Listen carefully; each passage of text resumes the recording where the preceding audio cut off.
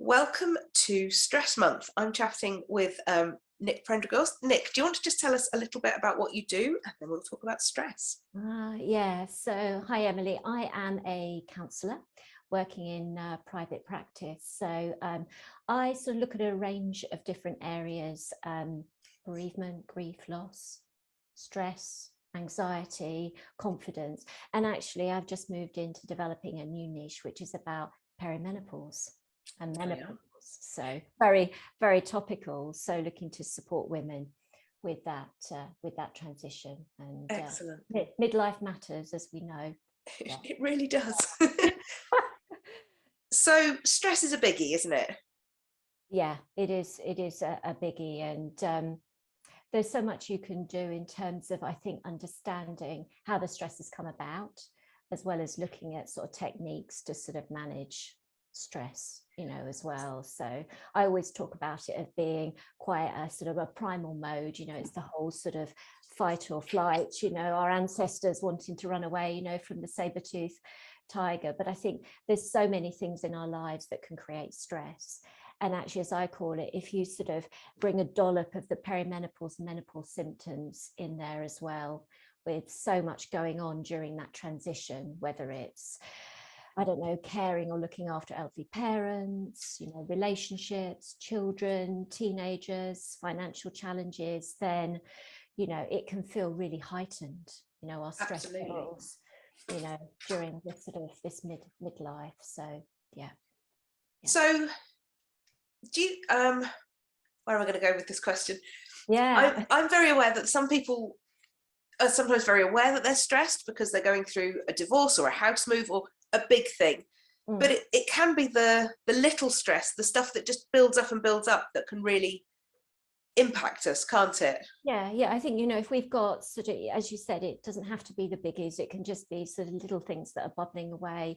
Maybe, I don't know, as an example, maybe there's sort of just frustrations at work with stress and pressures with role or career, or just, maybe the kids or our teenagers getting on our nerves, and it doesn't take much, does it, to sort of potentially, like the blue touch paper, Yes. but I send our stress levels, kind of into orbit. So that's when we can do some things to kind of look after our stress levels as well. But I think for me, it's also for us to be aware that I always use the phrase our body keeps score. So it's knowing and tuning into some of those physical symptoms that are associated with stress, and actually they can be so varied, from headaches, digestive issues, changes in our mood, be it anger, frustration, irritation. It could affect,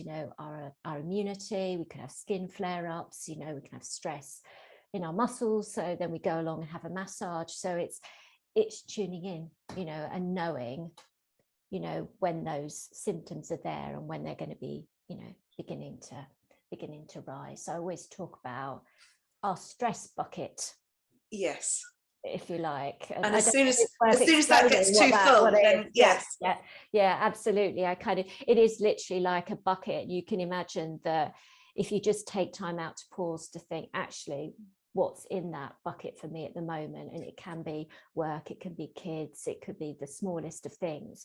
And you're just shoving stuff in, and then you get to the point where you just can't take anything more in your bucket, and that's when the overwhelm and the sort of you have the sort of stress explosion. So I mean, to coin the I did a post on it recently by saying that there's that tune isn't there's a hole in my bucket, dear Liza, dear Liza. And it's actually acknowledging that when the stress becomes too much, you need to pour out the spout, or you need to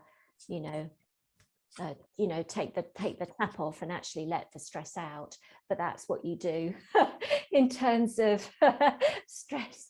Sorry, my dog is sitting on me. Techniques, and our pets as well, of course, can help manage and alleviate our stress as well. So yeah, it's knowing when that bucket got too full, and where you need to then take time out for yourself. Absolutely. And it's interesting, just on a linguistic thing. Sorry, I have a habit of going off on linguistic things. In English, the saying is the straw that broke the camel's back. Well, none of us particularly have a mental image of a camel that, but you know, since you put it as a bucket, it makes much more sense. Yeah. And the French equivalent of that saying is the drop of water that made the glass overflow, Yeah. which makes much more sense. Yes. Yeah. We can really understand and, you know, Yeah. translate that. But I think the key is always, I was just thinking earlier about a sort of a phrase, which is the sort of CBT technique, really, which is catch it, check it, and change it. So it's always being aware of, okay, I've got to check in here, something's going on, I don't quite know what it's about, but what have been the triggers, to help understand why your stress is, you know, and then saying, time out, you know, I need some self-care, just to pour something out of the bucket and Yeah. do something. And I think sometimes, you know, we see these magazine articles, whatever, which sort of say, reduce stress in your life. And you sort of think, well, my life is going to carry on. The stress is going to be there. And it comes down to self-care, as you say, doesn't it? Yeah. How we manage it.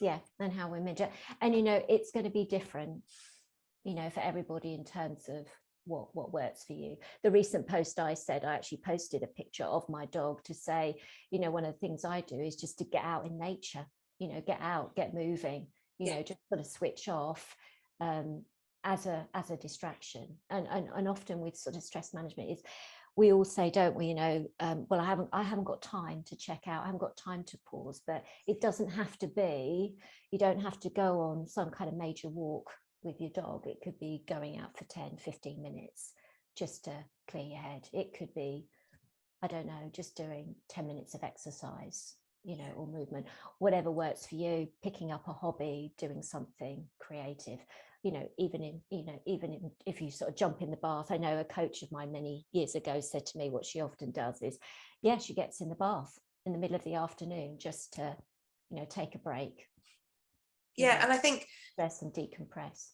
I think it's for each of us, as you said, to tune in and learn what it is that we need, because you know, you see the lovely Instagram version of self-care and of how to manage stress, and it's all very lovely, but it's not real life, is it, often? Yeah. And I think, as you say, you know, for me, curling up with this dog, the Doberman here, actually just having 5 minutes curled up on the sofa with her resets me really nicely. And that doesn't take any extra time out of my day. It's not another thing to worry about. It's just, it's a reset, isn't it? Yeah, just a reset. And actually, just as you can see there, you stroking the dog, you know, that does release a feel-good chemical, you know, happiness chemical in our body, you know, however short, you know, just as you said, just to pause. Yeah. To reset. I was reading something the other day. I'm a big follower of Dr. Chatterjee. Yep. Doctor, yeah. And he actually sent an email out last week on just very short stress techniques. And he talked about a couple of things around, you know, just a minute of exercise, whatever that is, dancing around your living room, just to kind of release those feel good chemicals. And he's also said the power of crying, just have a good cry. You know, just kind of let out all those feelings and emotions, and again, just reset. Or laughter as well, you know, just tune into, I don't know, your favorite comedian or a comedy just for 10 minutes, just to sort of change the vibe, change the tempo. So it is that self-care or whatever works for you. But as you said, it's not about fitting it. In, you know. And it's timely that we're talking about stress in December. there is method in my madness here. So do you have any just little tips? Let's say someone watching this has this idea of how Christmas needs to be and is getting bogged down with that. How can we just get beyond that so that it becomes enjoyable again? Yeah, I think one of the things I always find very useful is being able to step away from it and maybe just do a bit of checklist of everything you think needs to be achieved. And then actually what you can do, the second approach, is then to go through that list and say, actually, how much of this is a real priority that I've got to do? Or is it a nice to do, or kind of nice to have? And then at least you've got something to follow. Yes. Because then it's very rewarding, isn't it, if you just sort of check something, you know, off your list. But I think with Christmas coming is to say, actually, I need to fit in, you know, I need to accommodate some self-care time for me, because if I'm not in the best place, it's that old adage, isn't it, of, you know, you've got to put the oxygen mask on first, then you can't be in the best place to, No. you know, prepare and, you know, have an enjoyable Christmas, or for others as well, if you're sort of running around, you know, absolutely. You know, and stress. So I would always say, find time just to press the pause button, you know, and to be able to do that in the run up to Christmas, you know, in whatever way, you know, get the Christmas songs on or whatever floats your boat, and just do a bit of dancing, or just, you know, as I call it, just shake off any, literally visually, just, you know, shake off any emotions, you know, Awesome. and anything stress related. Yeah, just to press pause. Cool. Yeah. Now, I know you're going to be writing a longer post about this, so we won't talk at length, because obviously you're going to cover off a lot more about this in your post. I'll so go a little bit more detail about what is stress, so the signs and symptoms, the stress bucket, and then, you know, some tips and techniques, but very much what works, you know, awesome. what works for the individual. And also, and I must mention, of course, you know, how talking therapy. Of I course. should say that, shouldn't I? Given that's what you do. To say, you know, just the power of talking, and, you know, how, you know, just letting it out, letting those emotions sort of hit the air in a non-judgmental space, you know, just to help you press reset. And obviously working with a therapist like myself to think about what those self-care stress management strategies can be, you know, to help you, as you said, particularly with the run up to Christmas, because dare I say, are we only 4 weeks away? Is it sort of Christmas Eve? I mean, 4 weeks, I think, you know. I'm not listening. Not wishing to stress the ladies out on this, you know, but have the checklists and the self-care, ready. Yeah. Excellent. And I think I'm just going to quickly say that actually for Christmas, it doesn't matter if it's not perfect. Absolutely. Yeah. Because the whole thing is, what is perfect? You know, exactly. It's actually however you want it to be for you, first and foremost. You know, I know the family comes into it, but it feels right for you.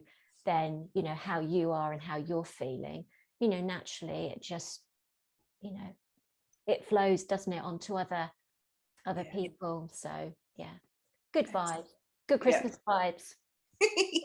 Thank you very much, Nic. That's no brilliant. problem at all.